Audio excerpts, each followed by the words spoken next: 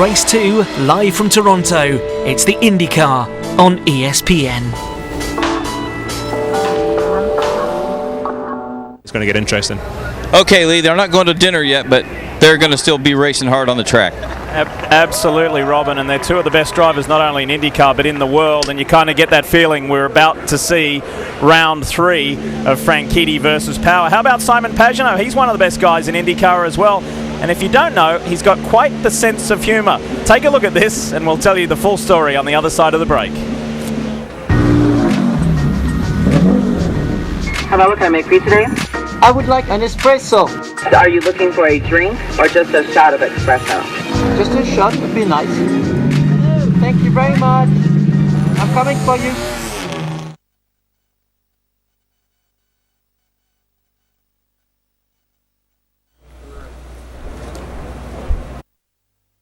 One passion.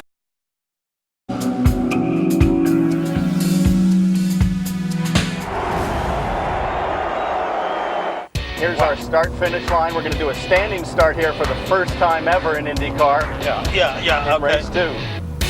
Turn 1 here. Welcome to Toronto and welcome to IndyCar, Steve. This is all right, Brian entering the back straight here. Kind of a flat-out kink. We're onto the long back straightaway. One thing you'll find about IndyCar tracks, a lot bumpier, a lot manlier than those Formula One ultra-smooth European tracks that you're used to. Yeah, I've heard about the nature of this track being very bumpy and the brakes probably not quite as precise as they would be on a smooth track. Should we try those brakes?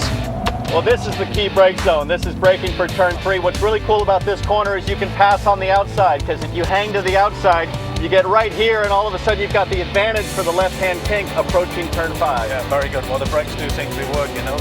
Yeah. All right. Well, it's nice to get them up to temperature. And the rear of the car seems to step out quite nicely as well there. So. Now this is one of the most challenging parts I find right here. This left-hander, you're going to wait on the front end to grab, try to keep it off the wall. It's hard to find where the wall actually The wall's right here, right here. That's one thing I've noticed about this track. Going around with you, there's no runoff area at all, is there?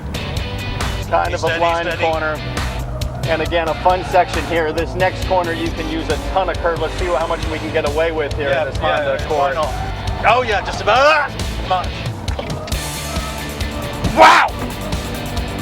And onto this last corner. Welcome to Toronto. And that's a lap for you, Steve. Welcome to IndyCar. Whoa. I hope you DVR'd that, because it's worth a look every time, isn't it? It gets better and better. There is the hometown hero, James Hinchcliffe. How about Carlos Munoz? He's getting ready in the Panther car. The young man who dazzled us at the Indianapolis 500 this year, and Tagliani, one of 2 Canadians in this race. We wish him well today. Hi folks, Lee Diffie along with Townsend Bell. Steve Matchett, you're all right now, you've calmed down. Hey, and thank you for your concern via Twitter. A lot of you tweeted that the guys were not wearing seatbelts. In fact, they were wearing lap sashes, so they were correctly restrained. Steve, thank goodness we were. That's the fun side of it. Let's get down to something serious. We really built up and we were looking forward to the standing starts yesterday. It got aborted and we went on and we had a race. We had a great race, but today we're going to do it again. What are your thoughts? Well, what happened yesterday, really, we were wondering whether or not one or more of the guys would have been in trouble at the standing start because of the pressure. It was actually Joseph Newgarden back on row 10 that had problems with the anti-stall that cut in. We aborted the start and then we went to the traditional rolling start. We're going to do it again today, but my concern, I've got to say, Lee, today is we were concerned about the temperatures building up yesterday, which is one reason why we only wanted to try and get one attempt at a standing start. Yeah. I understand today we're going to keep doing it until we get it right, but wow, it's going to be warm. And it's 10 degrees warmer today. Yeah. It's a lot more humid today. Townsend, on to our next topic, and it's the controversial one, the move of Power on Franchitti. You said to me in the booth, that's not called, they're not going to call that. And then in the end they did, and then in the end they reversed the decision. What do you make of it? It was bizarre yesterday, but down there in turn 3, it seems like anything can happen. I mean, cars are running side by side all day long. We saw it earlier in the race. Here's 3 wide, almost 4 wide through turn 3. They're able to get through there, and then it funnels into single file here. For some reason, Will Power, here he is on Scott Dixon, insisted to go to the inside each time as kind of his gut instinct. Later with Dario Franchitti, he's got to run boom. He shoots to the inside, not a lot of room. He's on a very dirty section of track up the inside. If I'm Roger Penske, I'm going to tell my driver, Will Power, today, Will, the probability of you making a pass in turn 3 is going to be much, much higher if you go to the outside. Recent evidence has shown that yesterday. So look for Will Power to use all that space on the outside to get the advantage to try to be on the inside for that next left-hand kick. And we're going to tell you a lot more about the standing starts as well. That wraps up IndyCar Live, presented by Verizon. When we'll come back, we'll get the latest news from the boys on the ground. We'll show you the grid, and we will go racing. Standing starts coming up.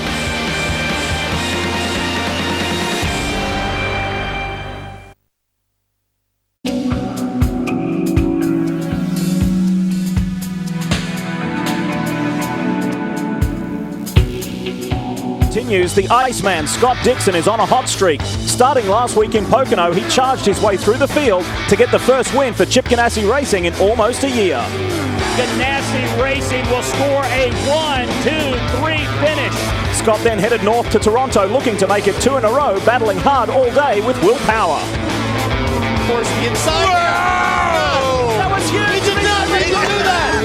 And Sebastian Bourdais, in the closing laps, timed the perfect pass. He is on it and blows by Sebastian Bourdais. Can the 2008 IndyCar champion double up in Toronto and make it 3 in a row in his charge to the top?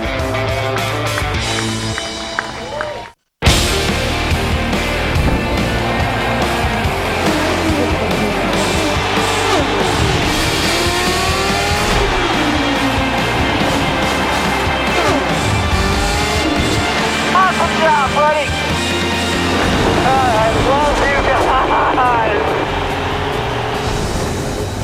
On a gorgeous day in Ontario, Canada, Toronto is looking gorgeous. The country's biggest city is turning on another amazing open wheel show as we welcome you to the Honda Indy 2 in Toronto, round 12 of the 2013 IZOD IndyCar Series, and we are ready to crank things up. Race fans, are you ready? It's time for those most famous words in all of sports. From your Toronto Maple Leafs, please welcome back David Clarkson to give the command. Drivers, start your engines. Has been given. Next. Let us know, please.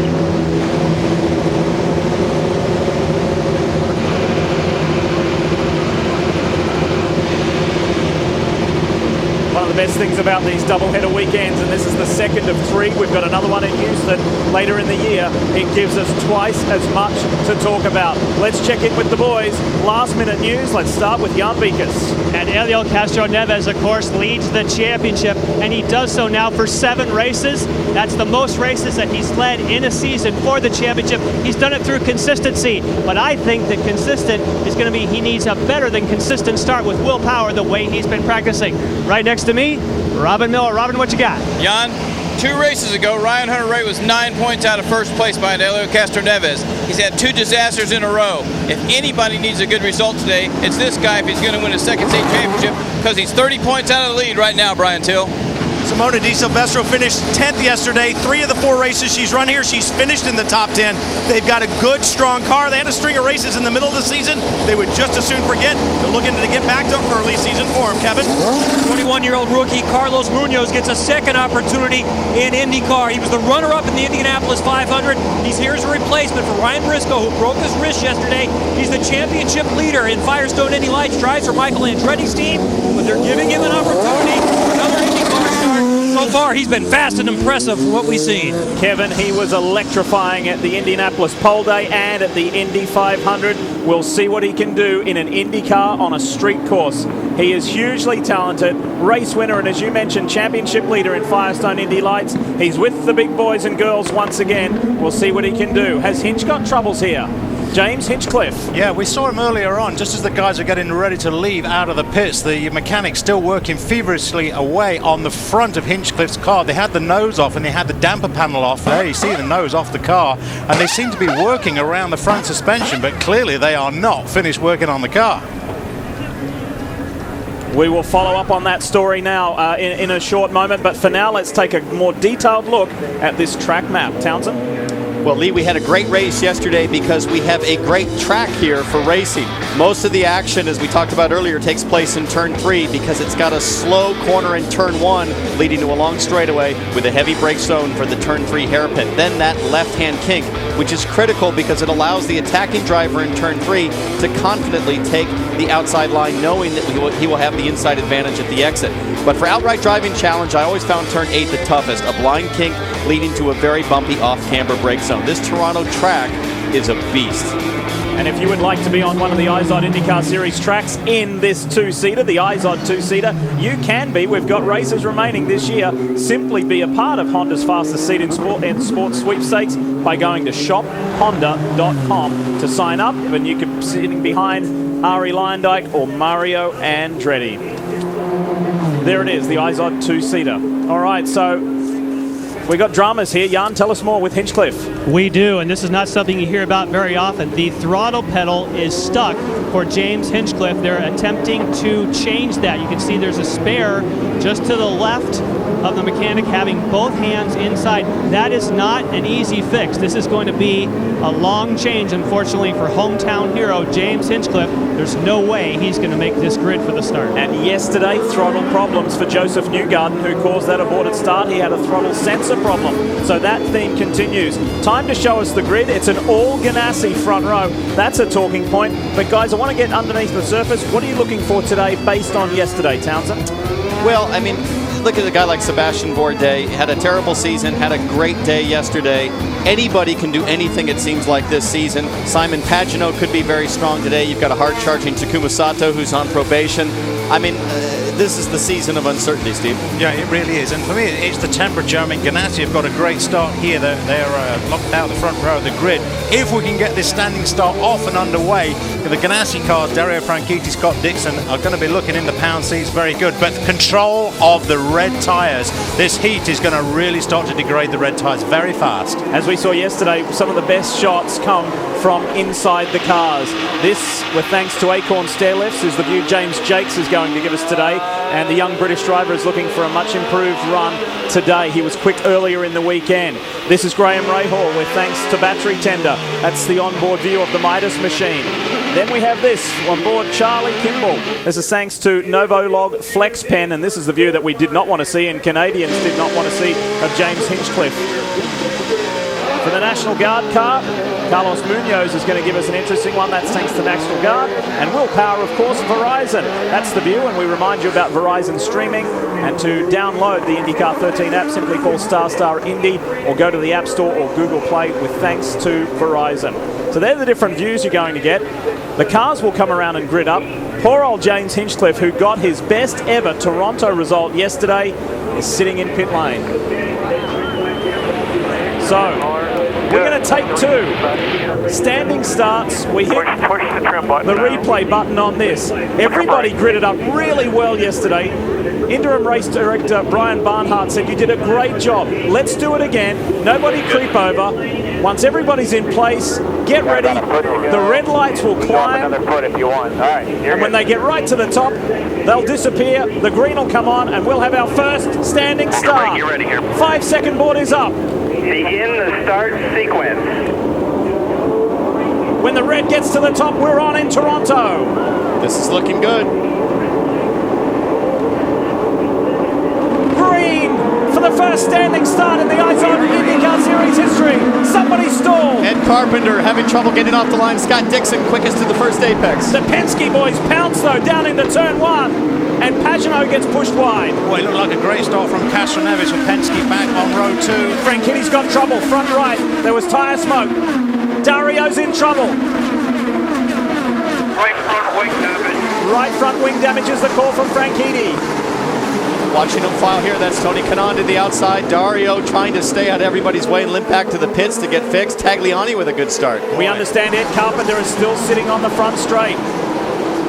And now he's rolling. The words just come through. Carpenter's now rolling. But look at that smoke coming from Frankitti's car. Unbelievable. It looked like he had a great start coming straight off the line there. We got the standing start underway, but now look at that right front tire. Look at Takuma Sato and EJ Viso. They're going to have to sort it out here in this corner. No way to go too wide through there. And how about Simona Di Silvestro? Great start from Simona as well. She's ahead of EJ Viso. There's the ailing Dario Franchitti diving for pit road now. Here comes Dario. His teammate leads the way. Elio is second. The guys who are fighting for this championship are 1 and 2.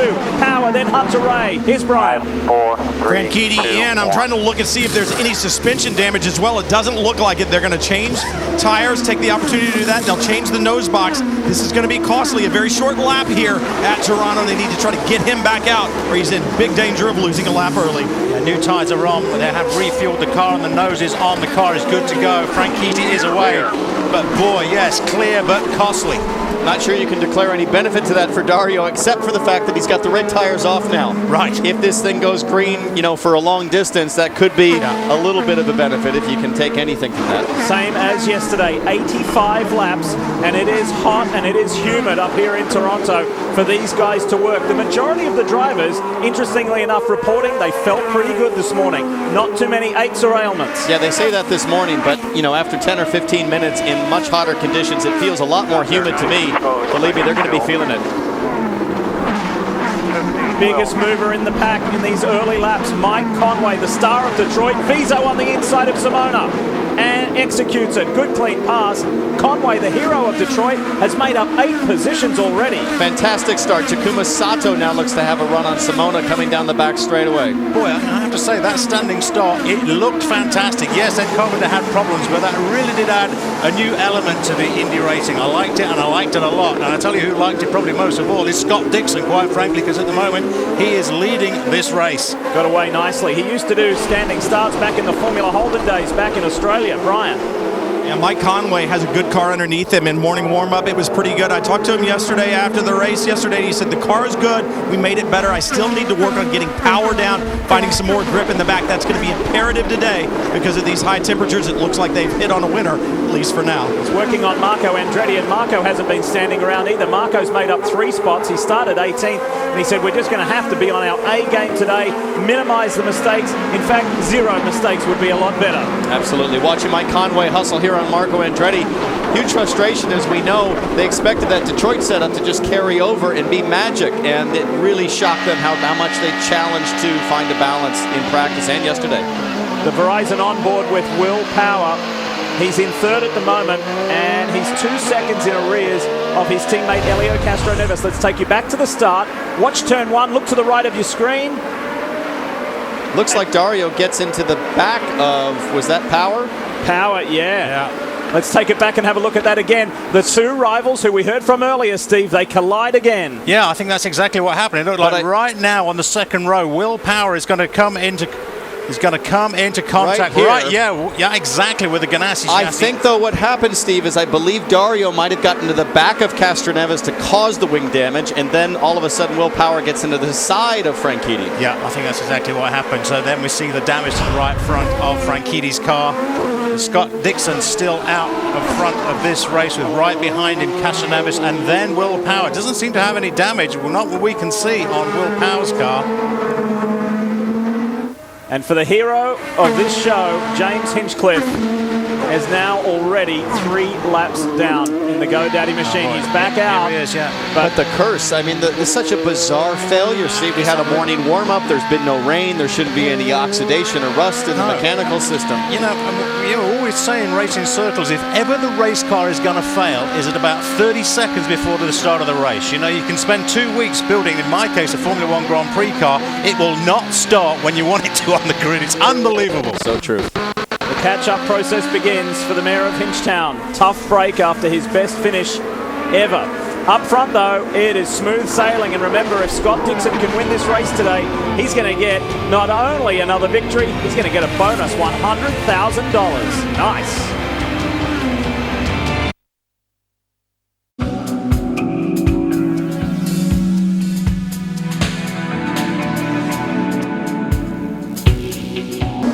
Scott Dixon leads again here today. Race number 2 at Toronto. Yesterday's runner-up Sebastian Bourdais off to a good start. He's picked up a couple of positions. He's running 5th, but right now he does not have push to pass. It was not uploaded correctly, and they fear he may not have it this entire race. They're working on it right now. Over to Brian Till. Listening to Dario Franchitti's crew tell him to just run the pace that he's running. He's very quick on the racetrack right now. And remember, with it happening so early on lap 1, they've got a lot of time to strategize and get him back up front. The other good thing they were able to do, they got the alternates or the red tires off. They put blacks on. He should have a good, long, fast run on this set of tires. He's got Chris Simmons and Travis Jacobson on his box, 2 very clever guys who can work the strategy. You know that the NBC Sports Network is your home of open wheel racing. Quick reminder about the Formula One World Championship. It continues from Budapest. It's the Hungarian Grand Prix. That's Sunday, July 28th. You can see race, the F1 countdown at 7:30, race at 8 o'clock. That's July 28th, the Hungarian Formula One Grand Prix. This man here tested a Formula One car once for Williams, Scott Dixon, and he said it was pretty mind-blowing. It is. And I bet he looks like he's getting on with the program today as well. He's under 1 minute on that previous lap. Scott Dixon, 59.84. Every other runner in the minutes and above. Scott Dixon really getting on with the program in these opening laps. Here's Jan. And Steve, you were just talking about pedals and you're talking about mechanics and how things tend to give up. Well, here is the whole pedal assembly from Hinchcliffe's car, and they replaced this whole assembly and the wiring. But look, they took it out, and now it's working. They're just so they're just so frustrated. This is a big piece to get your hands in there and replace that. Now they can't see anything wrong. So the dramas for James Hinchcliffe, and let's listen to a radio transmission from just a few moments ago. How many laps done are we? 3. I'm going flat out on a cold engine. Is that okay, or do you want me to take a lap to warm it up before I start? It's good now. Don't worry about it. It's good now. How many laps done are we?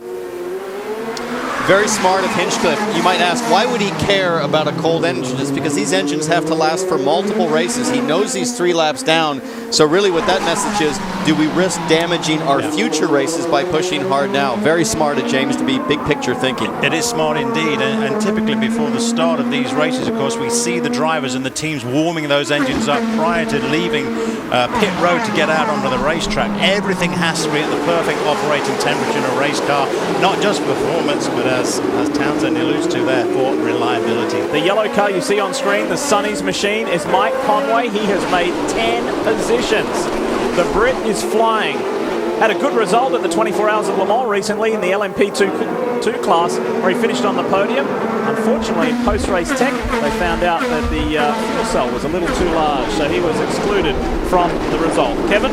There's Simon Pagenaud. He felt really good about finishing 9th yesterday. The car was great. They just couldn't get the brakes sorted out. They were struggling all day. He said after the warm-up this morning, the brakes are good, but now the problem is we haven't attacked all weekend, so we don't have the car where we like. And here today, even though he lost a couple of spots early, he got him back, and he said, now I'm stuck. I just can't pass anybody. So they're asking him, just try to hold your position for now. Which is very unfamiliar, Townsend. As you know, with Pagenaud, he is an attack-style driver. He likes to rough it up. All these guys are, but especially Simon for sure. Now, one guy to keep an eye on is Justin Wilson here. The only driver in the top 10, well, top 11 right now to start on black tires. Justin's strategy, see if he can run a little bit longer on those blacks as the red tires fall off for the rest of the leaders, and then do a short stint on reds in the middle of the race. Hardly anybody deciding to use the black tires, the harder tires. Justin Wilson, as Townsend just mentioned, Charlie Kimball there also, and right at the back, Carlos Munoz, also using those black tires, but 3 out of 24.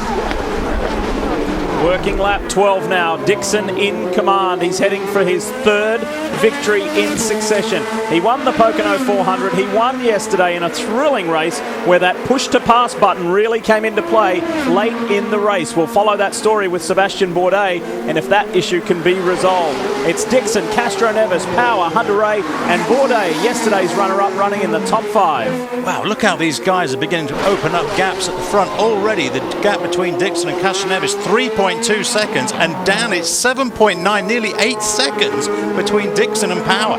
That's between 1st and 3rd so far. Amazing performance. We need to squeeze in a break, but before we do, let's show you what happened back at the start. Remember, standing starts were a part of the Champ Car World Series, but never the IZOD IndyCar Series. And here you have it, a little piece of history, a successful first standing start here at 2 in Toronto. We'll be back.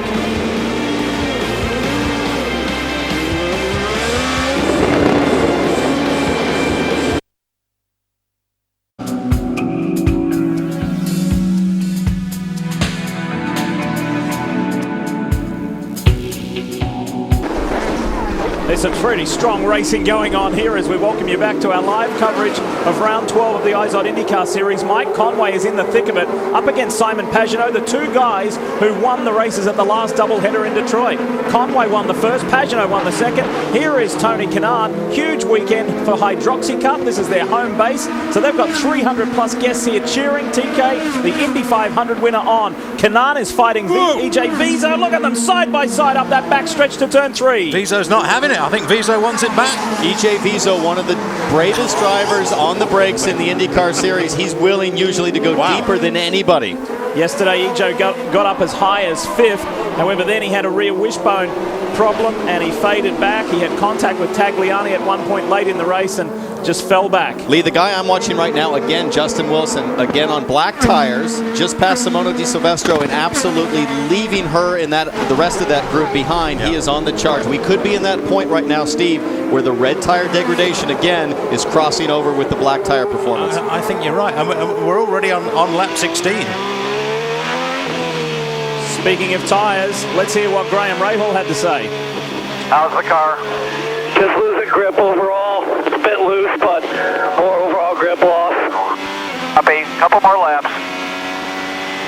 Hang in there, hang in there. And Graham is running in 18th at the moment, chasing out after Joseph Newgarden, who's chasing Charlie Kimball, Marco Andretti, Vautier, Conway's 13th, Pagenaud's 12th. Let's talk more about Rahal.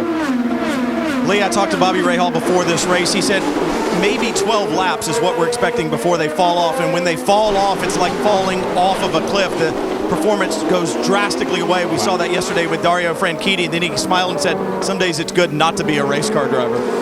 You know, it's interesting you should say that because that's exactly what we're talking about this year in Formula One with the Pirelli tyres falling off that cliff where all of a sudden the tyres just fall away. The performance is gone almost instantly. And Townsend, looking at the gap now between Dixon and Castroneves, 4.2 seconds and 10 seconds the gap to Power. I'm wondering whether or not is Dixon really, looking at the gap, is Castroneves protecting his tyres against Dixon? Because we've seen that again with Pirelli tyres. I'm still learning how these Firestones work, but to me that gap seems amazing. I don't think there's any part of Castroneves or Will Power that are used to managing tire, and they're pushing. They're watching Dixon disappear into the distance, and I just think that shows us how much better Dixon's car is. I mean, he was so strong yesterday, and obviously nothing's changed today. Look at this. Takuma Sato, Tony Kanaan. That is for 7th place, turn 3. It's always a hot spot here at Toronto. Something you don't notice on TV is the climb uphill to that turn 5. It's quite dramatic. Yeah, we noticed that earlier today as turn 5 really has some elevation that's going to allow the drivers to brake a little bit later, braking against the face of that hill. Look at Alex Tagliani. I got to say, this is the local guy. He's got to get it done. 22nd in points. His previous best finish this season, 10th. They desperately need a result. He's right in the thick of things. He's got Justin Wilson all over him. Tony Kanaan is in, first of the front runners to pit. Yeah, we're starting to see those lap times stop down a little bit now, going low. 1.1, 1.11, so Get open boxes here. certainly these tyres have started to lose performance, there's no question. Now is the time to get rid of them, I would say. And of course, what he is trying to do, you heard Bobby Rahal say the same thing. They had to hang on a couple of laps, hoping they could get into the window. This is okay for fuel. Obviously, he goes to the blacks. That is clean. So I would expect we'll see a lot of people on the red tires that are falling off the cliff are going to hit the pits anytime soon. So stay close to your TV.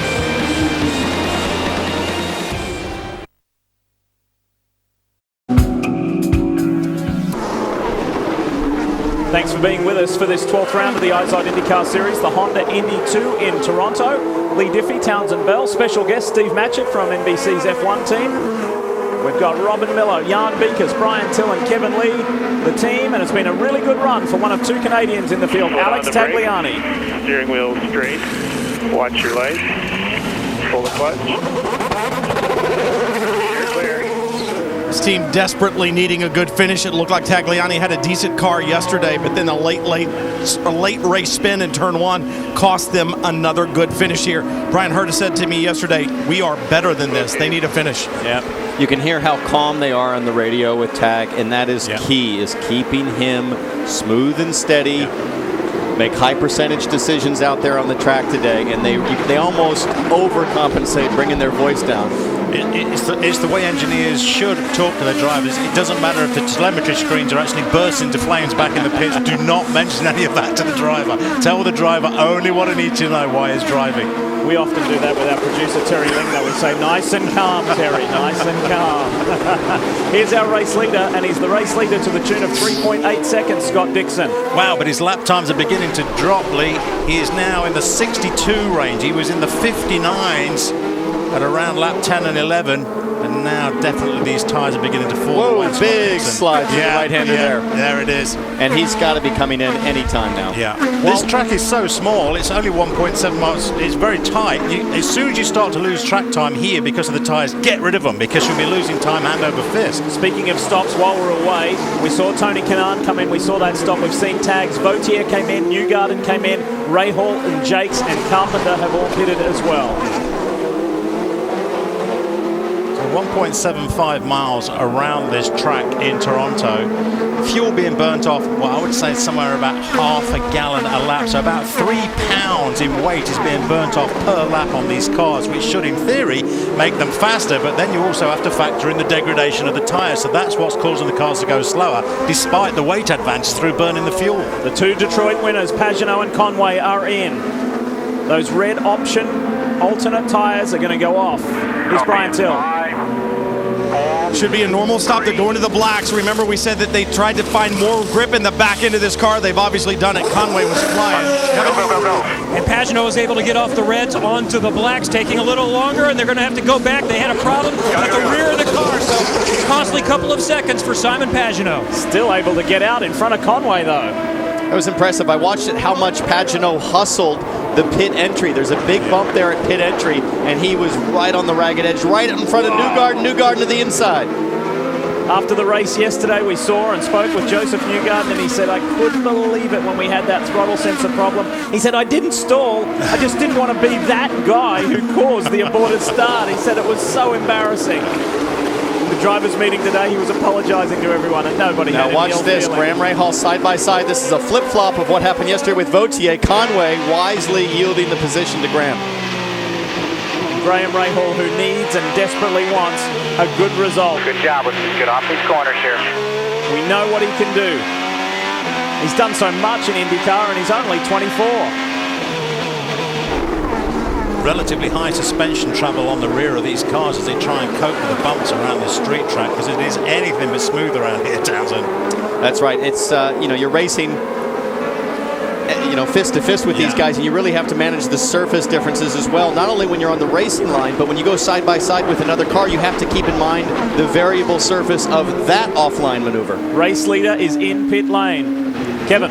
Scott Dixon has a clean in. He'll have a clean out. He's been leading by more than 3 seconds. The car has been as close to perfect as it's going to get. They have used their reds up, those scuffed reds, onto sticker primary black tires. That is a great stop, under 8 seconds for the number 9 target team. Yeah, it's very good. About 6 seconds of fuel delivery, and I think they were waiting on fuel delivery time. 6 seconds of fuel delivery around here, maybe about, 30 laps? 25 to 30 laps. Simona Di Silvestro. Simona likes her car a lot better than yesterday. It actually got much better as the race went along, and she was pleasantly surprised where she ended up. Like most, she started on the alternate red, softer tires to make sure she got a good start on that standing start. Now back to the primary black tires, and a pretty good stop for Simona.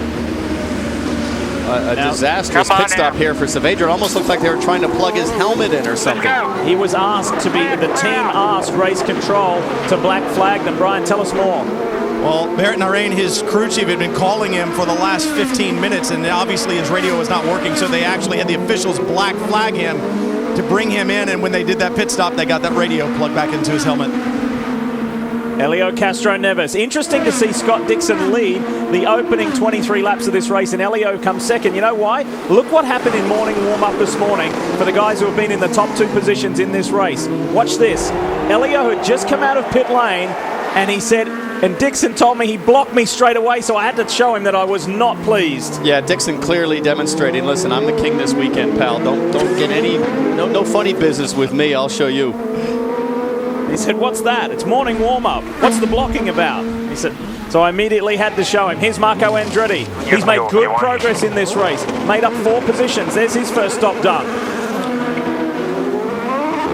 It's a nice clean stop, and I like the way that the gunman throws that gun away from the front of the car. Some of these stops, we've seen it where when the gunman wants to clear the wheel gun away to be pulled over the pit wall, it still lands in front of the right front tire. You've got to throw it further than that. Helio Castro Neves is now going to make his service. Of course, anytime you can go farther, go longer on your stint, they take a little wing out. That was quick. Wow, very nice. That was under 8 seconds for Castro Neves. Sebastian Bourdais has moved up to 4th with Dixon coming in. It's been a solid start for Sebastian Bourdais, who still has a little more understeer than he would like. This is a really good stop for the TrueCar McAfee Dragon team. Where did Castro Neves come out in front of Dixon? No, he didn't. We've just heard word that Dixon got by. On board with Will Power now, still waiting for him to stop. Dixon had about a 3 to 4 second gap there before the pit stop. That gap maintains about 4 seconds right now. Here we go. There's Dixon on the right, and there's Castro Neves exiting pit lane behind James Hinchcliffe. Yeah. So it was a comfortable margin in the end to Dixon. Steve, one thing that surprises me is Will Power staying out this long. His lap times have dropped down to 1:03. I mean, he's losing pace. He's losing time hand over fist. So, although his name is at top of timing and scoring now, he is leading this race. When he comes into the pits with everybody that's changed tyres and are now setting competitive lap times, Will Power is going to be in trouble after his stop. Hunter Ray comes in, and Jan, we'll be watching the exit, won't we, after 2 fails yesterday? Yes, we will, and they found that was a sensor problem for Ryan Hunter-Reay that was affecting the clutch. He goes to sticker set for him, and now this is what we get to find out. Is that repaired? Oh yeah, it's repaired. Another one under 8 seconds. At the same time, Will Power setting up to come in next lap around. Got a car, got Bourdais coming right now.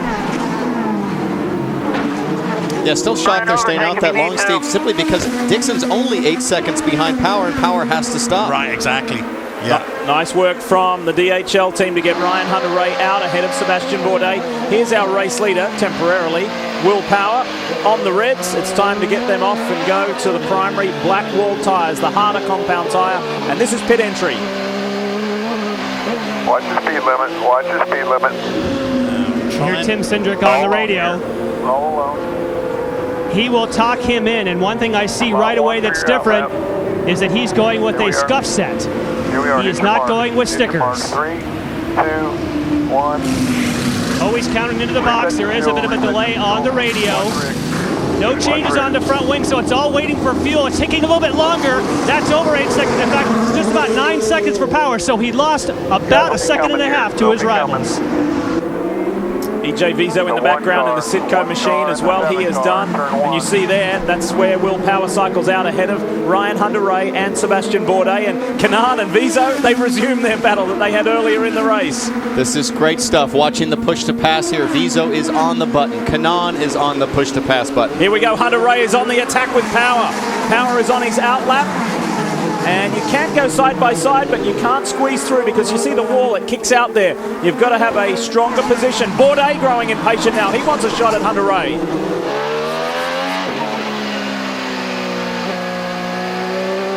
I can't tell you how good it feels to go out on new tires when you've had old, worn-out reds sliding around. It's so nice. You're fighting the car every single corner at that stage, aren't you?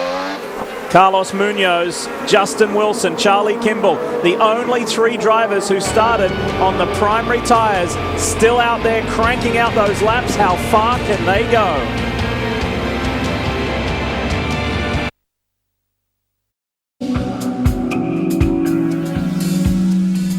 Wrapping up the first round of pit stops, Charlie Kimball is the last to pit. He had worked his way from 15th up to 3rd. Second day in a row, he's been the last to come in the first time. They're getting great mileage. Charlie Kimball's stop there was fantastic, and what really impressed me was the dedication, the accuracy of the fuel hose going on. It was bang on, delivered the fuel, not a split second wasted. 9 times out of 10, that fuel insert and remove is going to dictate the pit stop time. Yeah. Look at the impatience here. That's a fiery little group there. Let's relive this pit stop. Watch this nozzle go on. There's no hesitation at all. Bang! Look at that. That's the way to do it, son. That is the way to put fuel in the car. One interesting thing I noticed, he didn't try to do it as the car was approaching. He waited so as to minimize the risk of a mistake. And as you were saying yesterday, Townsend, these fuel hose nozzles are very heavy, so to get them accurate isn't as easy as these guys make it look. And Steve, it is very tricky, that's for sure. When you see this whole group, there's a few in there that pitted on the early side. That'd be people like Kanan, also Vautier, Newgarden, Rahal, Conway. All those that came in on the earlier side are in the pit window, but they can't run full bore. They have to throttle back a little bit, lean the cars down because they weren't really in the full bore pit window, just a window for one more stop. Now they can't be as racy. As you saw when we were in that break, Justin Wilson, he came into pit and he put blacks back on again. So he'd go for another 30 laps. Can he get 25 laps out of a set of reds? He's going to have to try. Let's ride with Graham.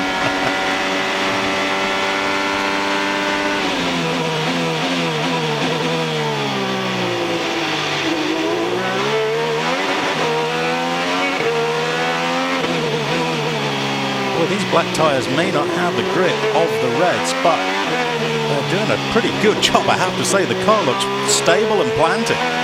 Right now, if I'm Graham Rahal, I'm watching Simon Pagenaud all over the back of Simona, weaving and bobbing, trying to stick a nose in and force a mistake. I'm thinking to myself, let Pagenaud do the hard work. Yeah, let right. those two, bang into each other and give me the easiest pass of the day.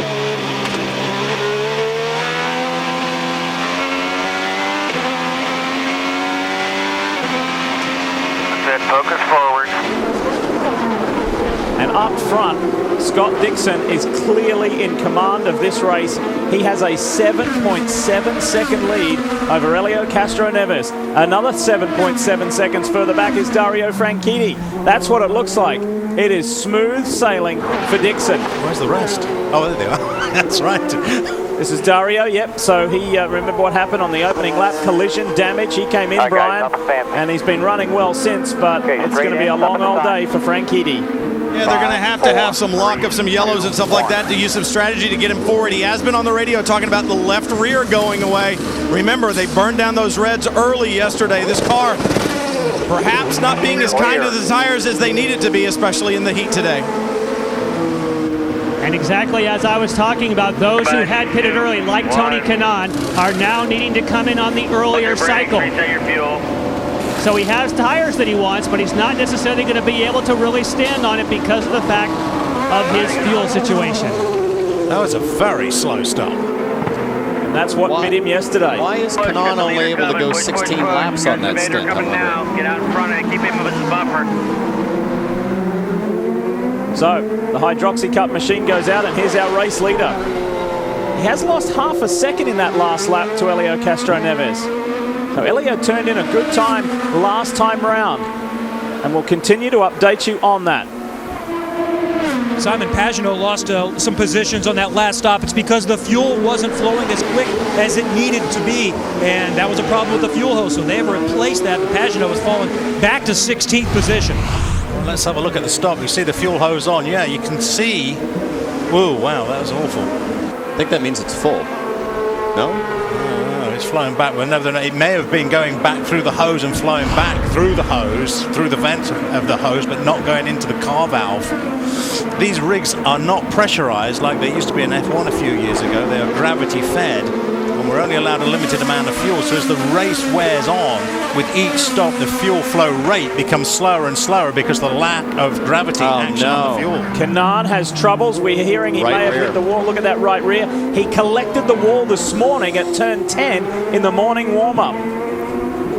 And he said, it just got away from me. Tony's suspension's broken. Yeah, you can see that. The rear leg of the top wishbone. Look at this. Look right at the top of your screen. Bang. Oof. Last corner onto the front straight. Out of the pits, cold tires, full tank of fuel, pushing hard to try to make up lost ground. There's Jimmy Vasser. Boy, the rear suspensions on these IndyCar chassis, they are very strong and robust, steel and not carbon, but when you hit a wall like that, they will bend. Nice to see Jimmy Vasser up and about after an over jump in his Stadium Super Truck debut. We saw him the other night, and he was awfully sore, but good to see him up and about. He said, Robbie Gordon told me to give it some throttle over the jump, and he said, I was hitting the rev limiter in midair. He said it was fun for a moment until I landed. Jimmy Vasser. So look of concern as his Hydroxy Cup machine with his Indy 500 winning driver, Tony Kanaan, is out of the second one.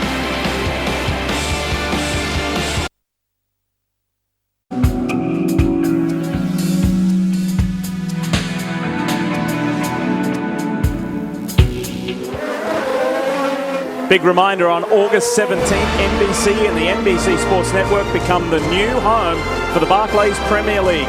And for the first time ever, you can watch every match every week. Barclays Premier League, beginning Saturday, August 17th. That's the home of Toronto FC. That's where we're broadcasting from right now. That's in the MLS, but the English Premier League, the Barclays Premier League, coming to the NBC Sports family. It's huge news. As we welcome you back to the streets of Toronto, this is Simon Pagenaud chasing Simona Di Silvestro for 15th place. Now, Lee, the last couple of laps, Simon has gotten very creative here. Right here in turn 1, Simon will swing wide. He puts his left front on the asphalt for a little extra grip, squares off the exit. Look at the run he gets on the back straight. Can he pull it off this time? Simona to the inside to defend. Simon has to break deep here to go side by side and get the advantage of that kink. This is a Chevy Honda battle. Oh, and the Honda wins it out. And I think that was a case of here. Let me just show you a little bit more wheel and move my car just a little bit. See if I can scare you into braking early. Been doing a good job. Settle in right there. That's Gerald Tyler, Simona's engineer, my old Indy Lights Championship engineer, coming on board and saying, doing fine, stay right there, right where you want to be. So the order as we run, Dixon has a 7.7 second lead over Castro Neves, Power third, Hunter-Reay fourth, Bourdais fifth, Vizo, Sato, Tagliani is eighth, and Vautier and then Wilson is in the top 10. We need to give a shout out for Dario Franchitti, who has made really good work on that last stint. Yep. He did not do a lap outside the 60 or 61 second range. He's flying, and he's got himself from down the bottom end of the field up to 13th place. Don't count Dario out. We have never had a caution-free race here in Toronto, ever. So you've got to bank on at least one, otherwise we're going to create a little bit of history. He's going to have it. I mean, track position's so critical. He is 13th, he is flying, but he's got a whole bunch of guys to get by. Let's listen to some Sebastian Bourdais radio. Ahead of Hunter-Reay, you've got Carpenter, who's a lap down. Just a heads up, we want to stay with Hunter-Reay as best we can so we can try to pass him in the pits. That was just a short while ago. Obviously, he's already got past Ed Carpenter. He is driving with blisters on both palms of his hands the size of quarters from yesterday's race. He said, the rest of my body is fine. I just can't hold on to the steering wheel. When I spoke to him, he was on his way to find some tape to tape those up. No wonder he dropped the trophy. Oh, poor guy. After battling all day to lose the glass like that, luckily they got him another one. Well, if you didn't see that yesterday, we'll show you that in just a moment. It was quite, well, it wasn't funny that the nice trophy got smashed, but it was kind of an awkward moment. He felt bad. Here it is. This is for his fine second place. Oh. Oops. Apparently somebody yelled out, "Catch it, Dario," and Dario didn't know what they were talking about. he couldn't react fast enough. He's fast, but not that fast. But it's not funny. It's not funny. No. Well, I hate to give contrast between Formula One and Indy because there's two different things, but I have to say in the sporting regulations of the F1 World Championship, there is a regulation which forbids the trophy being mounted on a panel which will fall apart like that. The trophies on the podium have to be able to handled and transported without the potential for breakage. That's F1 for you. It's just crazy. Watching Conway and Graham Rahal go at it. You know, Graham Rahal has had his struggles this year, especially in qualifying pace. But man, the guy races hard. He doesn't give up. He's absolutely wheeling it, and he seems to always race better than he's qualifying this year. Let's go get him. That's James behind you. That's 4th position. The Rahal teammates are running together. So too is Ed Carpenter, Takuma Sato. However, Ed's a little farther back. Sato is in the top 10. Takuma, who was on a 5-race probation, yesterday being the first, today the second, and 3 more after this, is running in 7th. We haven't seen him that high for a while. That's a good sign. Here's our race leader, Scott Dixon, 5.9 seconds out in front. That's come down from 7.5. So Castro Neves is eating into the Kiwis' lead.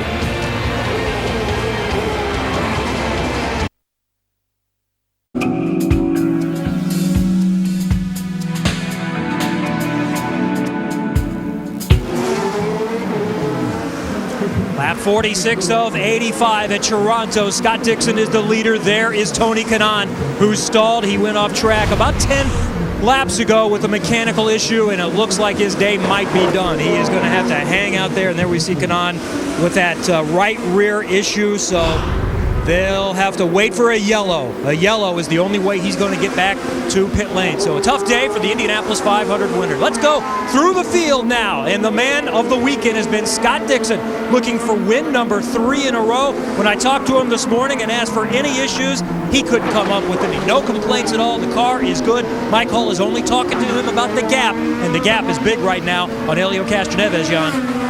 You talk about that gap to Castroneves, but amazingly, he had just a fantastic start to get that second position in the first place. The one thing he has going for him, he pitted 2 laps later than did Dixon. Now, behind him, not as much of a gap behind Castroneves as he finally comes through the screen, but back behind, in fact, it's quite a big gap back to Will Power. We have to wait, and we'll go on board to catch up with Will Power.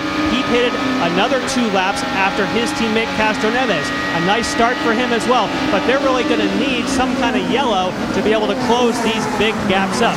Ryan Hunter-Reay, we saw yesterday, had all kinds of issues in the pits because of a faulty sensor for a clutch. He also had problems with the brakes. They replaced the whole brake system, and now he's happy. Kevin? It's another great day for Sebastian Bourdais, running in 5th position after a runner-up yesterday, despite the fact they have no push to pass today. Tom Brown is the hero right now. He's the new engineer. He said it's not so much the success that keeps you going, it's the fear of failure.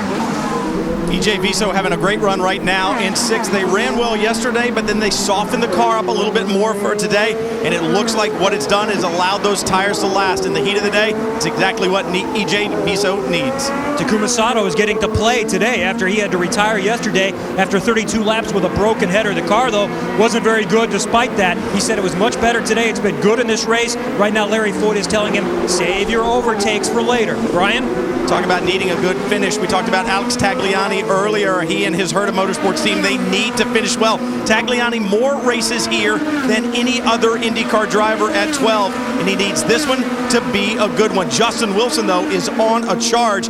They settled the rear end of the car down after the morning warm-up. He was really concerned about rear tire wear, and it seems they've gotten a handle on it because Wilson having a great run right now. Marco Andretti follows right behind. He's trying to close, and he has a lot of heat from behind. You may have noticed, and yes, that's Dario Franchitti that's closing in on Marco Andretti. Marco tried some different settings on the car for areas like that, where you hit the curb, said it didn't work in the morning warm-up. When you're a champion, you know how to move forward, and that's exactly what Dario Franchitti is doing after his early problems. Right now in 11th position, and he is moving forward at a very rapid rate. The problem is a little full course caution would help, but we heard Lee say it earlier, there has never been a caution-free run here at Toronto. So right now, Franchitti has his fingers crossed. Joseph Newgarden having a good run as well, but he needs a little bit of overall grip.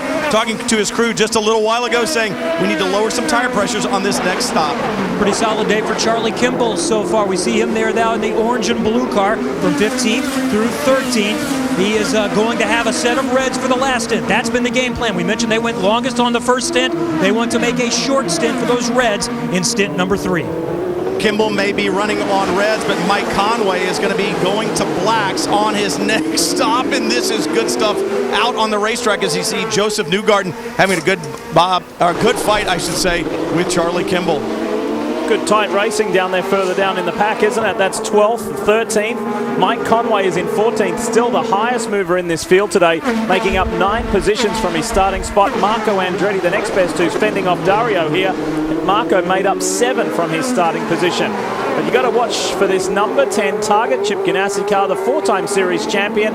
Dario Franchitti continues his forward surge. A caution here would do wonders. It would do wonders, but it's going to do wonders for a lot of people in this field. A lot of those guys that pitted early on the reds to get onto the blacks are going to be in huge trouble if they don't get a yellow. I'm seeing several guys, they're going to have to make a 3rd stop for a splash and go if they don't get a caution.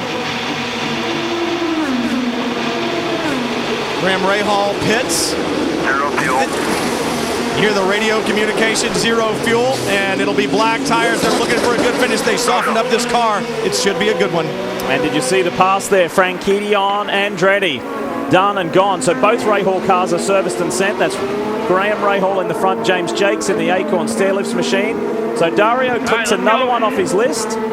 and he is now in the top 10 after being at the tail end of the field. Super impressive. We know how strong the Ganassi car is here this weekend, but to have such a clean and strategic run like a surgeon through this field is just amazing. It's the reason he's a champion. For Dario, yeah, absolutely. To cope with the stress, to keep his head in the game and just keep working, pushing and pushing through these back markers to make that time is incredible.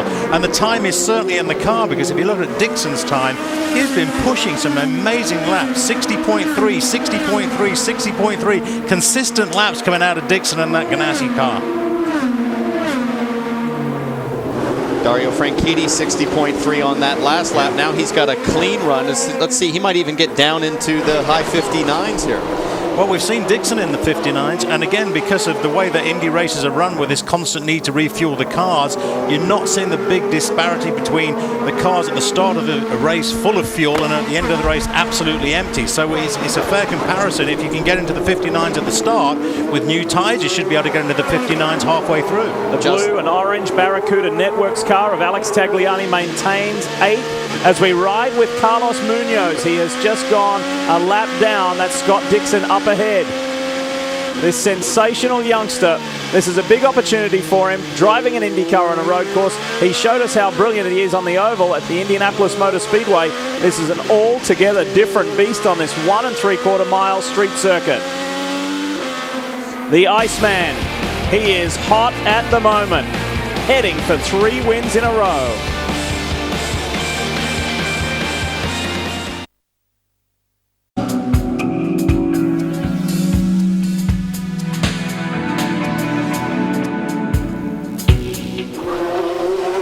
Scott Dixon continues to lead the Honda Indy of Toronto, but pit stops are about to be underway. Mike Conway in the number 18, the Dale Coyne entry, having a good run just as he did yesterday. It set up for a pit stop, so he'll work through the final 2 corners and come to pit road. His first pit stop today was not that good. He had made a great run up to the front, picking up as many as 10 positions, but some of those were given away on the first stop, so we'll have to see just how the team improves. Conway to the marks. 2, 1. It'll be black Firestone tires. You would expect that. 54 of 85 laps complete. The fuel going in. He needs a good stop. They tap the fueler. Conway back underway. Run it out hard. 29-year-old Brit serviced and sent. Now, part of a front wing assembly there.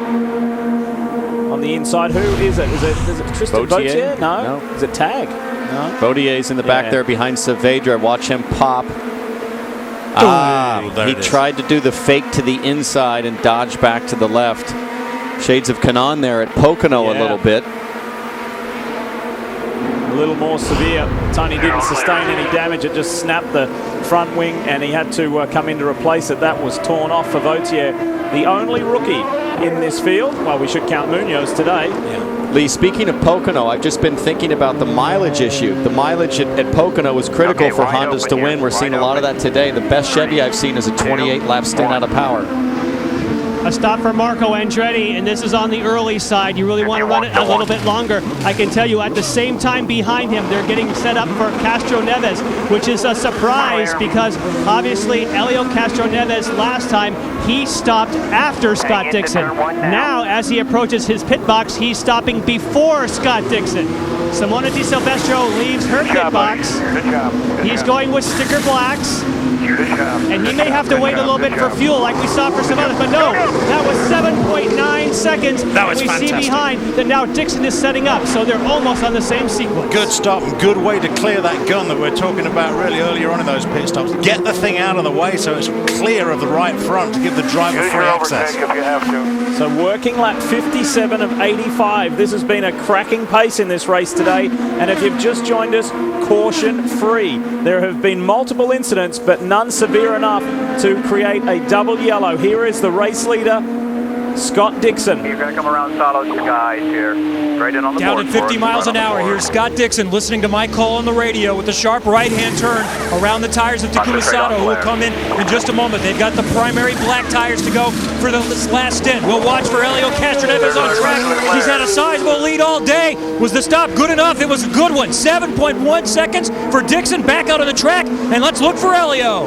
No, it's good. He's comfortable. He is comfortable. It's a very, very good stop for Dixon. And in fact, Dixon got out ahead of Will Power. Yeah.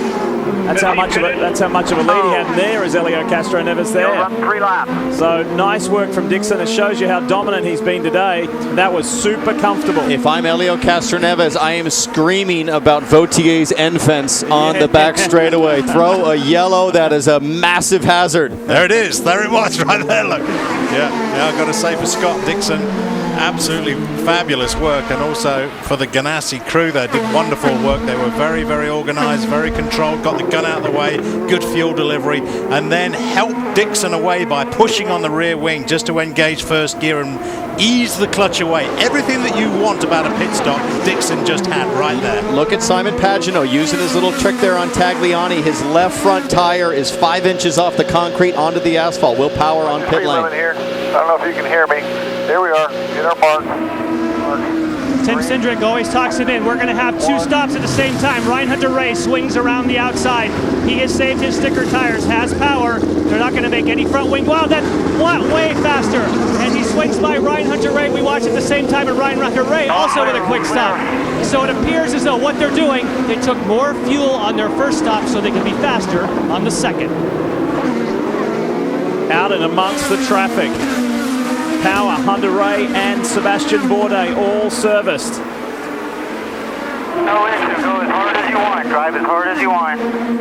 Got stuck behind the flankers. Okay then.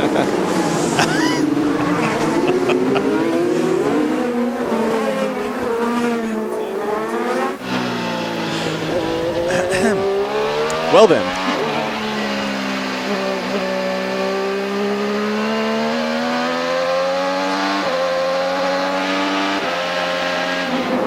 This is EJ Viso. EJ's been having a pretty decent run today as well in his Andretti Autosport machine, Brian. Having a great run today. He's having a good season. It's great to be with Andretti Autosport. He told me the other day there's a lot of data that's transferred between the 4 cars. It's showing today. And now Viso back underway on blacks. Watch your pit speed. Boy, quite a lot of brake dust came out those front rotors there on Viso's car. As fast as you can.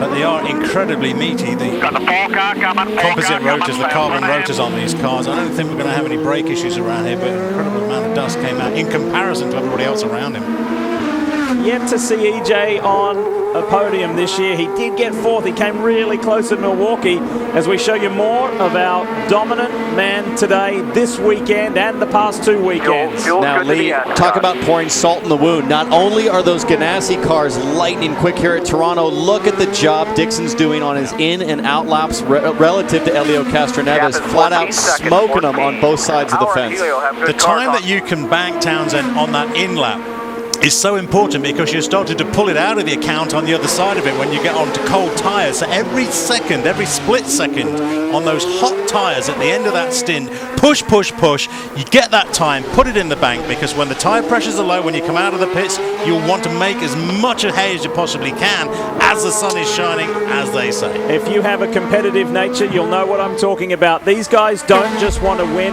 they want to smash the opposition, and that's what this man is doing right now. 15 seconds out in front of the captain's guys. Elio Castro Neves cannot do anything about Scott Dixon.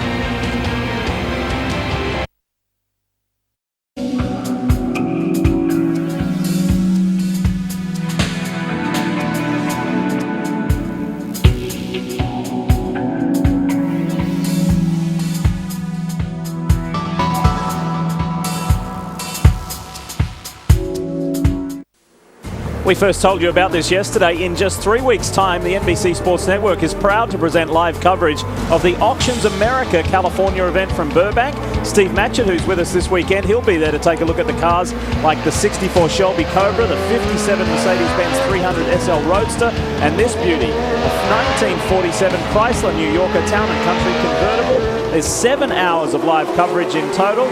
Steve is pumped up. He's got plenty of Red Bull to get himself through. And that is on August the 2nd at 7 p.m. Eastern, right here on the NBC Sports Network. That's new programming. We're really pleased to have the Auctions America event. It's going to be a lot of fun. first auction I've covered, and I enjoy those auctions very much. If you were with us yesterday, you'll know what we were just talking about in the ad break. This is a dramatically different race to yesterday's crazy and mayhem and incident-filled event. This has just been a clinic put on by Scott Dixon, who is 15.2 seconds out in front. Yes, there have been incidents, but we've been caution-free, and we are running at a rapid pace. We're running at a rapid pace. Can you guys imagine how taxing this is on the drivers to do a double header and to come back and go green this whole time? Apparently turn 5, by the way, we had a local yellow with Jakes. Let's see what happened. This is it. Full course caution. So the trend continues. Oh, that's James Jakes. That was nasty. Wow. Dario is in. Now, did he make it in before they closed the pits? If he did, this is going to be huge for him. Clear. This will really help. Yeah, that'll be a massive help. The question is, was he on pit lane on that pit commit before the caution was thrown?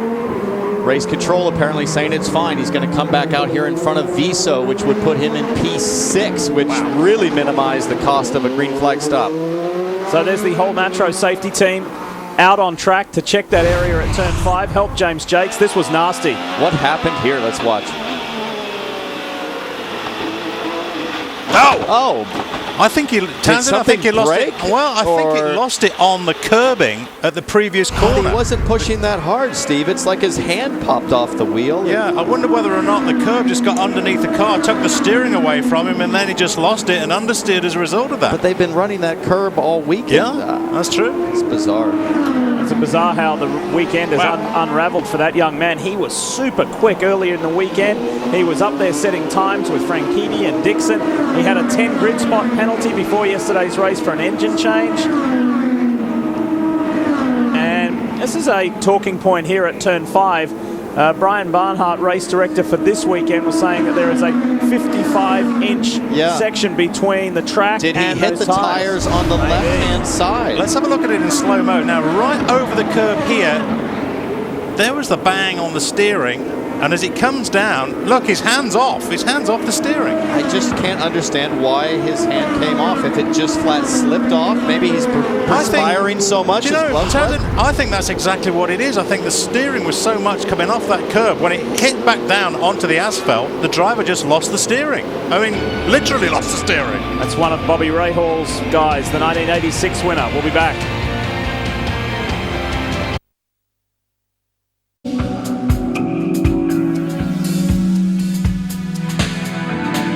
Carlos Munoz, the 21-year-old sensation, the young Colombian. He leads the Firestone Indy Lights Championship at the moment. He was called in late last night to fill in for Ryan Briscoe, who unfortunately broke his wrist in an incident yesterday. And here is Ryan. He sent out a tweet late yesterday, said, I'm on my way to the hospital to get an x-ray, and it turns out there was a fracture in his right wrist. Now, Lee, here's the incident from yesterday. It looked like relatively minor contact for Ryan Briscoe, but the amount of force coming back through the wheel, through the steering rod, broke his wrist. Now, just now, we see James Jakes with an accident, Steve. Is there just too much force coming on the bump now for James Jakes after doing a race yesterday and a full green flag stop that he just can't hang on anymore? I think that's probably what we're seeing here, Taz, and I agree with you. We saw James Jakes just take his hand off the steering wheel, I think, as a response. Now, we have to remember, this is a double header. I wonder whether or not these guys, we see them, you know, they're fighting and fighting and fighting the cars every single corner of every lap. On a double header, I think these guys are simply getting to the point of exhaustion with the wrist. Now, Indy 500 champion Tony Kanaan has finally made it back to the pits. Jan? Tony Kanaan, because of this caution, finally made his way back to pit road. What happened there on the exit, the corner right behind us? Well, obviously, my car wasn't handling very well, so we decided on a 3-stop strategy. So I had to push as hard as I could to be able to keep ahead of the leaders. And on that out lap, I got a little bit of on the marbles there on the cold tire and made a mistake. I feel bad for the Hydroxy Cut guys because we had a pretty good weekend up until then. But it is what it is. My mistake, my bad. I apologize to my team, my fans, but. Sometimes we're humans as well. We make mistakes. Tough day for Tony Kanaan. Thank you. Kevin? James Jakes just got back to his pit stall here after this most recent incident. He's been struggling with an evil handling car to some extent, or at least I know he didn't have speed from listening to his radio. They were looking at replays up top. You tell us what happened. Yeah, I just hit the curb and ripped the wheel straight out of my hands. You know, the kickback is unbelievable in these things, and when you're not quite dialed in with the dampers, it's a nightmare. So, yeah, frustrating days. The weekend started well, you know, we were qualified 5th for the first race with a penalty drop, so just move on to mid-O. A lot of hand and wrist injuries. Are you okay? It's okay. All right, Scott Dixon is still the leader. He's been dominant all day. Stay with us. More coming up from the streets of Toronto.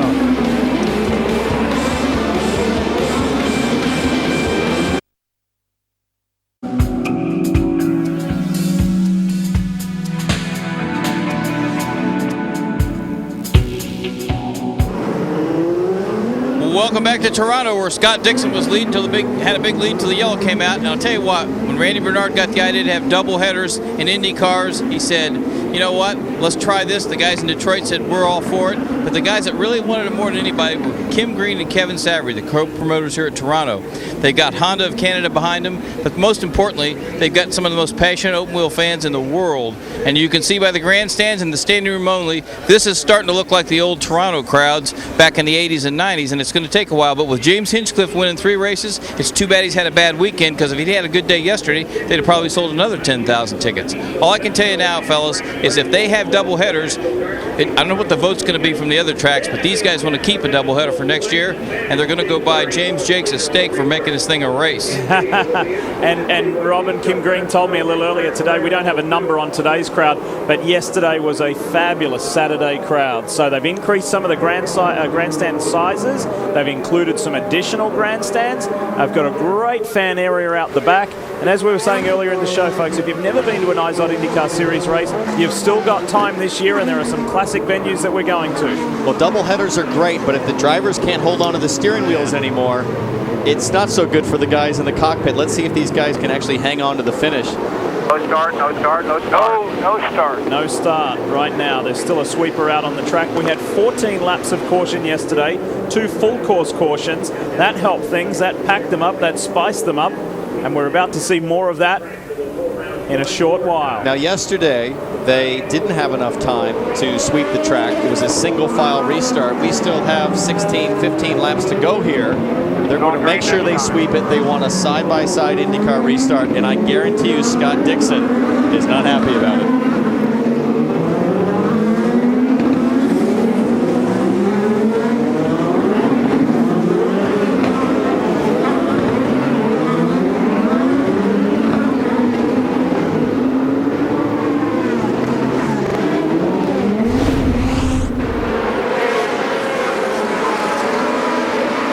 This is kind of neat here. Look at the speed of the cars on the freeway in comparison to Sebastian Bourdais blowing by there. Really gives you a sense of the speed of an Indy car. Yeah.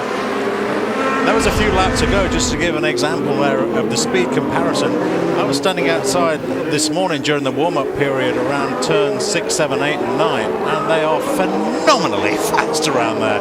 Very loud, but also incredibly good under braking. You'll see Dario Franchitti come through the screen shortly, and one thing that really surprised me is he's out on black sidewall tires. Because remember, Townsend, you were talking about his first pit stop. Remember, he had contact on the start, came in and took those reds off. The regulations say you have to do 2 laps of green to satisfy the condition, but guess what they did? The team went to IndyCar and said, is this okay? Do we satisfy the condition? IndyCar said, yeah, we're okay with that. You can go with the black. So a big break. I know. He got hit on the first lap and came in. That's not 2 laps under green, but IndyCar said, we're going to let you qualify. Well, if there was a protest from Ganassi yesterday on the call with power, let's see what happens here in turn 1. Dixon gets the green. Here we go, back to racing. They pack up in turn 1. Lock up from Helio Castroneves. He's okay, though. Hunter Ray's trying to scramble through. Bourdais tucks in behind. Now the drag race up to turn 3. Dario is right with Will Power. Look at the those 2 rivals are together again. Look at the marbles offline. The guys that are forced offline are squirreling all over the place. Look at mid-pack. Will Power takes the inside line. Franchitti right behind. Good stuff on that opening restart lap. Fairly smooth. It's tight, it's tough, and Dario on the inside of Munoz. Riding with Power. That is Franchitti, of course, right behind in the number 10. This is what we want to see. 14 laps to go. We've got Will Power and his good buddy Franchitti at Toronto. Who's going to take it? We heard from Robin Miller earlier when Robin spoke to these two guys. It started at this morning's driver meeting. Dario walked in. Power was already sitting down. He said, "What were you shaking your fist at me for yesterday?" And Power said, "Because you put me in the wall." I would love for Dario Franchitti to have a run on the back straightaway and see what happens when they get to turn 3. We might get it here. Into turn 1. Franchitti with 3, push to passes left. Franchitti has done an amazing job to get here to 6. Remember the problems he had on that opening lap. Came in and changed tyres, as Jan was just explaining to us, but worked his way right through the order to P6. And let's not lose sight. Look at this Bourdais on the inside of Power. Squeezing. Can he get there? Whoa, maybe a slight touch. Power hangs tough. 13 laps to go. What's going on with Dario Franchitti? He's really struggling to hold pace with Bourdais and Power. There he is there. You see Bourdais up ahead in that chrome car, the True Car McAfee entry for Dragon Racing. He seems to be back on it now. I wonder if he just got some marbles on his tires. It can take almost a lap to clean up your tires if you really get off into the clag. How about Scott Dixon, race leader? In 2 flying laps, he's put 2.4 seconds between himself and second place Helio Castroneves. How about this guy, Carlos Munoz? Never driven an Indy car on a road course or a street circuit before. He gets 15 laps of warm-up practice. He is now all over the back of the 3-time champion.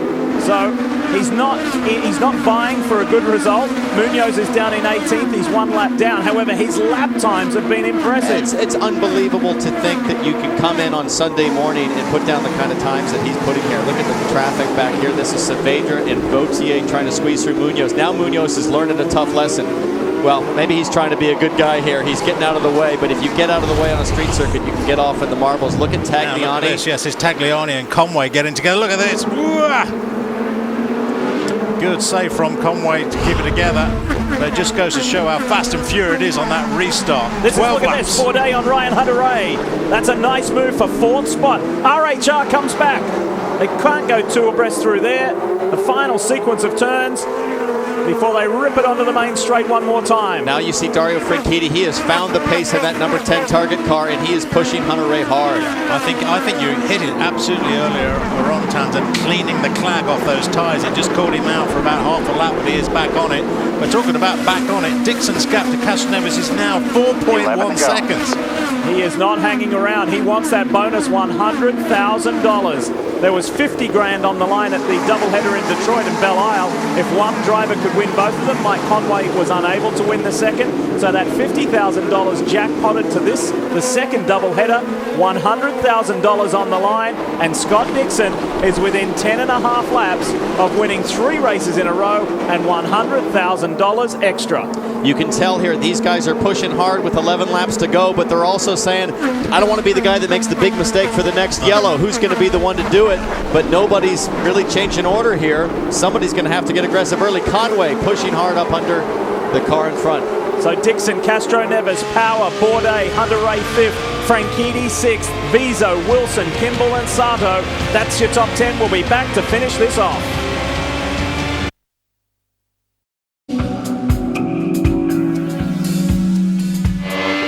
You haven't missed a thing from Toronto, but there's going to be plenty of action in these closing laps. Welcome back. Our live continuing coverage of this 12th round of the championship. Charlie Kimball on the inside of Carlos Munoz. We were talking in the break about the 21-year-old Colombian. Maybe not winning the Firestone Indy Lights Championship would necessarily guarantee you a drive, but Townsend doing what he did at the Indy 500, finishing runner-up, and a good, clean, fast run here. This is the kind of drive that will get you a future drive in an Indy car. No question. To be a second-place finisher at the Indy 500, run all the laps, you've got to be a big-picture thinker. He's probably kicking himself that he had to start last because he really had to give up the fight there on Kimball. A smart decision. He's 1 lap down, but if he was on the same lap, I believe this kid's got everything it takes to take it to the front. Guys, I'm trying to pick up IndyCar as fast as I possibly can, and I'm having a thrilling time, but I just want to take you back to a comment earlier on about this rule about the tyres, red tyres. If you're supposed to run 2 laps on these tyres, surely that's a rule, isn't it? I mean, how does that work?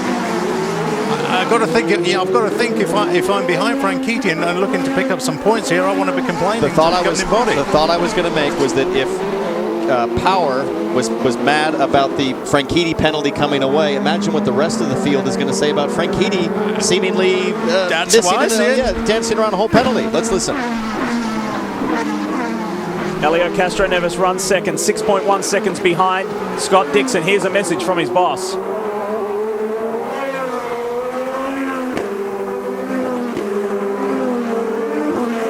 10 to go. All right, 10 to go. Will's got your back there. Will's got your back. He's behind you. Good message from Roger Penske. But if I'm Elio right now, I'm thinking to myself, yeah, just like Vettel had Weber's back. If Power gets anywhere close, I promise you, Castroneves is going to be thinking he wants to win just as bad as I do. Bourdais is P4. Hunter is P5. So, keeping the picture clear, letting them know who is where. Helio Castroneves, if things remain the same for this last 5.5 laps, will remain the championship leader to the tune of 29 points. However, Scott Dixon will leapfrog Ryan Hunter-Reay. Dixon will move into second. His march for a third championship gains momentum with every lap. Just watching Carlos Munoz mix it up with these guys. Again, he's a lap down, but doing a great job on pace. Ed Carpenter is off also at the exit of turn 5. Okay. Same spot. Could this be the case of driver fatigue, Steve? Full course yellow pisser. So we saw a late race caution yesterday. Let's have a look at what happened to the Fuzzies man. Ed Carpenter, the only owner driver in the field. Whoa, and that is a nasty hit. We don't know what happened at the apex, but the exit was certainly not as desired. No one else around. Yeah. Well, it's just speculation, but Townsend, I wonder whether or not this is just more driver fatigue. When we were right to the end, we were closing 5 laps to go on a double header. I can tell you from experience that if you do a street circuit, you do an 85-lap race in 80-degree temperature at a street circuit with the humidity. In the old days, we'd leave on Sunday, we'd go home and literally just lay down for 2 or 3 days to recover. These guys are having to do it 2 days in a row. All right, we'll sneak in a quick break. We'll come back and fill in the picture as we're within 4 laps of the end of this race.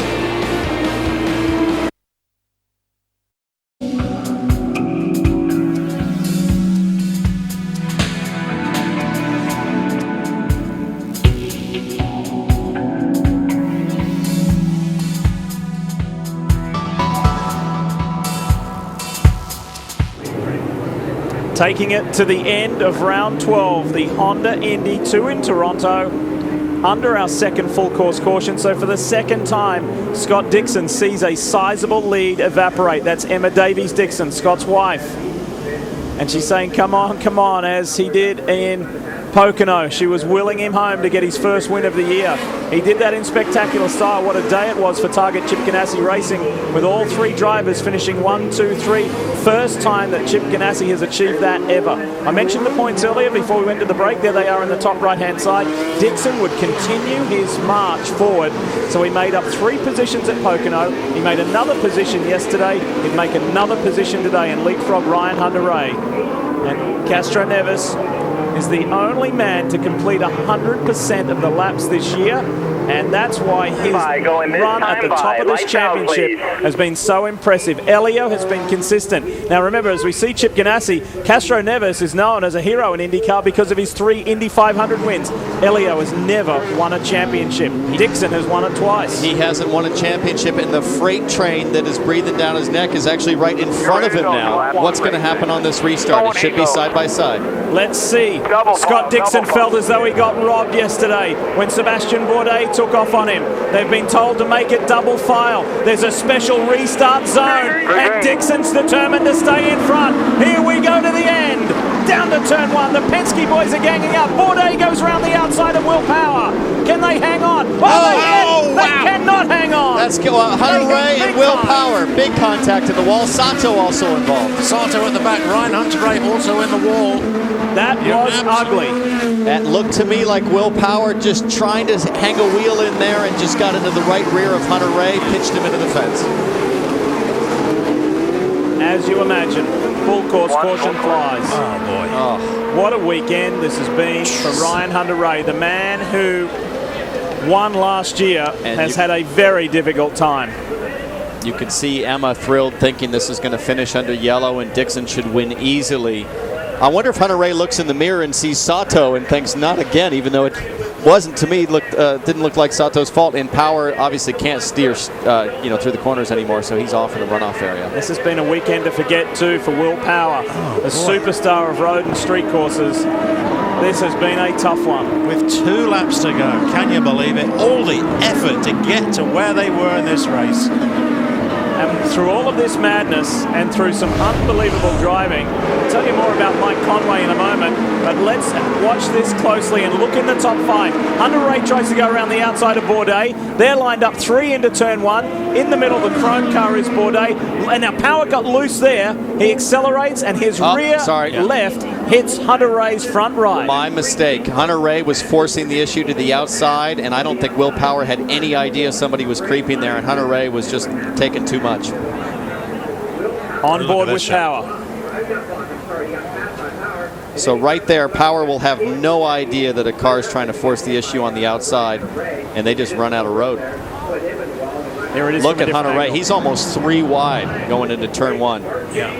He wisely backs off. At this point, as you said, Lee, Power gets a little sideways, works up the track, but there's no spotters on street course racing like there is on an oval.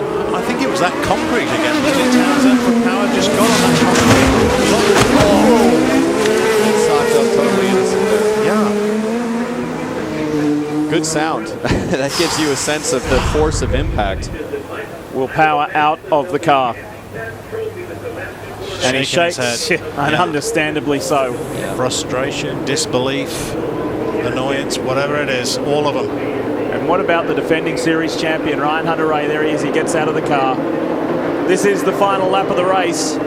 What a weekend it has been for Scott Dixon. This is incredible. 3 wins in a row and a $100,000 bonus to Scott Dixon. 3 in a row, says Emma.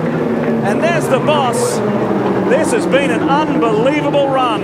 They had 1, 2, 3 on the podium in Pocono last weekend, and now this is 3 consecutive wins for Scott Dixon. How about Sebastian Bourdais? Double podium. First ever podium yesterday for Dragon Racing, and they back it up again today with a 3rd place finish despite having no push to pass inventory the entire race. And then you look at a Dario Franchitti, 4th from dead last, although there's a question mark there. Yeah, there is, over this tyre regulation concerning the use of the red tyre. 2 complete racing laps. Here's Jan.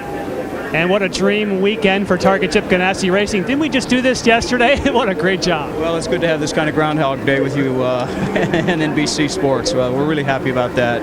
We're happy about the Target car. The performance of that was really good all weekend.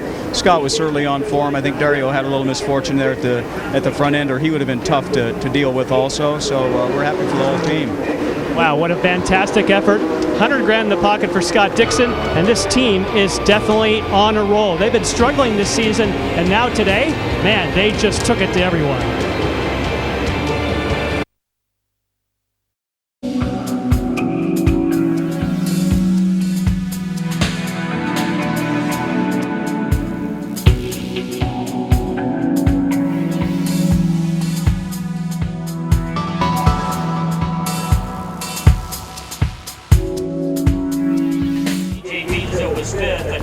The doubleheader weekend here in Toronto has given us a weekend to remember, and this is a weekend to celebrate for Scott Dixon. 3 races in a row, Pocono and 2 here in Toronto. This is his time, Kevin. Scott Dixon wins 3 in a row for the 2nd time in his career. He did it back in 2007, and just like yesterday, this is Groundhog's Day. He slipped off the top of the car yesterday, but no worries for our friend from New Zealand. How many times have you had this dominant of a day? It's been a long time, and you know, I'm so thankful for it. Once again, I want to thank everybody for coming out today. Toronto fans, just, you know, there's something special and fantastic to see everybody out here today. A little harder today. The race was a little more faster paced, I think, than yesterday's one, so I was definitely trying to hang on there. But thanks, dude. I think it's been since, well, maybe, I don't know, 03 or 08 since we've had that kind of run with 3 in a row. 07. So I'm just so happy for the team. That's what we're just second place in the points now, 27 or 29 points out from Alio. It's what a turnaround in a couple of weeks. It's a big deal for us, and I just hope we can keep it going here. It's great to have all my family here this weekend. My mum came in, Emma, and obviously Poppy and Tilly. So it's great to spend that time with them here this weekend. But what a crazy weekend! And an extra $100,000. Hey, the $100,000 is good, but I'd rather take the points. The points are what we're here for, and I guess if you win the points race, you get $1 million. So we'll narrow down and try and go for that. But I want to thank everybody here in Toronto, Honda, obviously, and Target. It's been a big week here for Target, obviously in Canada, and all the big boys were here today, so it was good to see. Great drive. Congratulations. Thank you. I really appreciate it. Scott Dixon, number 32 now, sole position of 7th on the all-time wins list. Jan? And you hear him talking about championship points, and the man who really is thinking championship points, Helio Castroneves, another great payday for you. Yeah, certainly. Remember what I told you at the beginning of the race, we're going to put all our chips today, which is where we're starting better, and we did. The car was awesome. In fact, the Hitachi boys did a hell of a job, I want to thank, obviously, PPG, Shell, Verizon, I don't know, there's so many. Let me see, Verizon, AAA, I guess I got all of it. Anyway, so it was amazing. He was in another league, Scott and Ganassi guys, completely different. I was pushing as hard as I could. I had a very good car, don't get me wrong, but those guys, whatever he's taking for breakfast, I want it. Tell me, Scott, what are you taking for breakfast? Because, man, that was something. It was a classy performance. Do you think now, after that yellow, do you think that there was a chance? Did you have anything once they cooled off? Realistic, the guy was leading the whole race about 13 seconds ahead. I'm sure he didn't want to see the yellow. I didn't want to see it either because, to be honest, it was very tough to hold on, and I only have one push to pass. I was trying to be smart using the push to pass to keep up with Scott, and I was going for it, but unfortunately in the end it was very hard. He was smart. He's not a rookie, and we gotta work, but we're very happy with a good second place. And Castroneves, of course, making that consistency pay. And these drivers will tell you they don't look at the statistics, they don't look at the record, but they do, and they know who is very strong at Mid-Ohio, the series' next race, and it is Scott Dixon's playground. That's what the championship points look like now. Dixon in second over the man who crashed out late in the race, Ryan Hunter-Reay. Boy, we had it all today. It was a cracking pace with a dramatic end. Dixon dominant.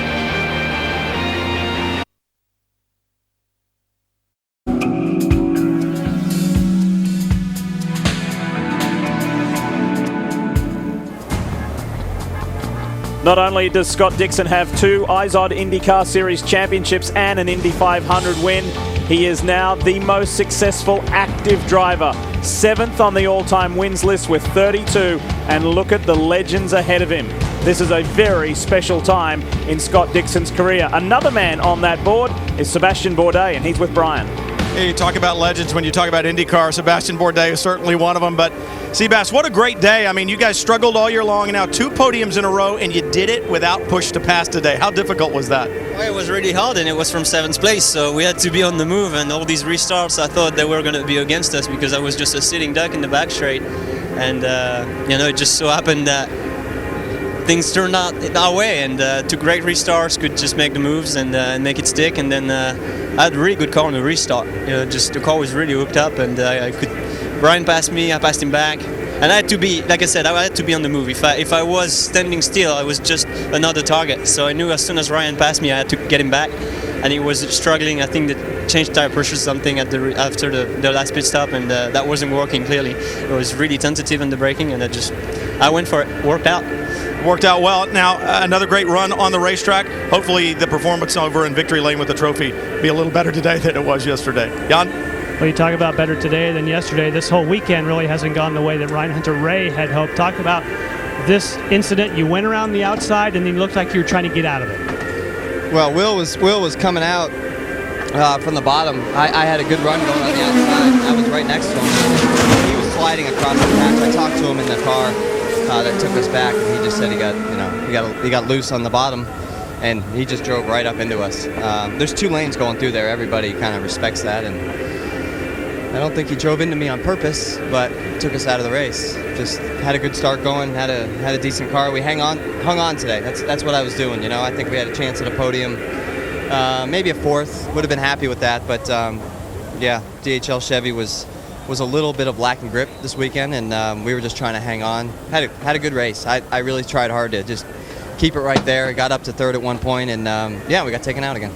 Tough day for Ryan Hunter-Reay. The crew worked very hard last night, changed the entire braking system. That worked, but he didn't get that brake he wanted today. And that contact with the wall would not help his sore thumb that it was injured in Pocono either. So a rough trot for Ryan Hunter-Reay. When we come back, we'll talk to another Ganassi driver, Dario Franchitti, on the other side.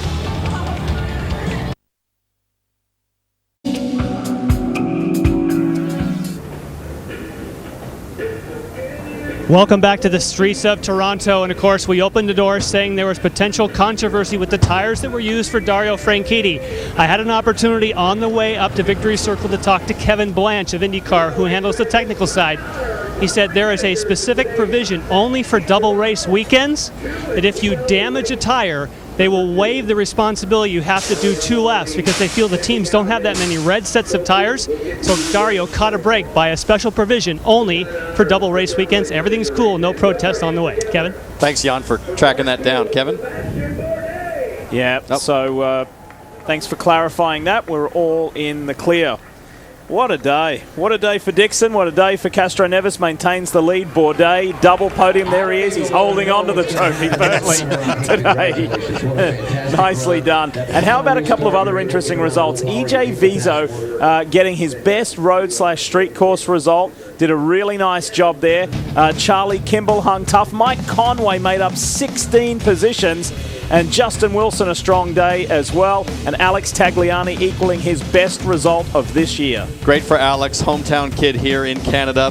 Joseph Newgarden having another strong run to 11th. And on down the list, particularly impressed, Steve, by Carlos Munoz, the rookie, with no preparation. Did a great job coming in at the last minute. Hey, do you think you can drive this car for us? Yeah, I'll give it a go. And he did give it a go. What's really impressed me today really is the performance of the Ganassi cars. Dario Franchitti and Scott Dixon.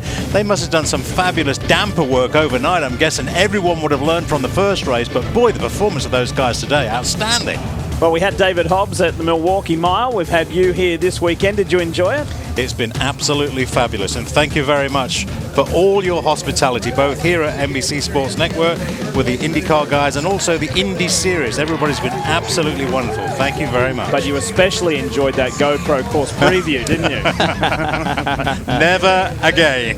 Thanks very much, but never again. Townsend, my pleasure. Townsend, we turn our attention to Mid-Ohio. Dixon has been dominant there over the last half dozen years. This is looking good for his title run, isn't it? It's a Target Ganassi freight train, and I can't wait for that event. A wonderful track, beautiful part of the country. Well, speaking of beautiful, that's what it's been this weekend here in Toronto. The 28th time that open wheel cars have run here on the streets. This is a classic circuit for the series, and it's turned it on once again. We encourage you at the top of the hour to turn on, stay with us for the Tour de France. That's coming up at the top of the hour. Mid-Ohio coming up in several weeks, August 4th at 3 o'clock Eastern, right here on your home of open wheel racing. You can stay up to date with everything on the NBC Sports website. That's NBCSports.com. Congratulations to Scott Dixon, $100,000 richer and a triple race winner. We'll see you soon.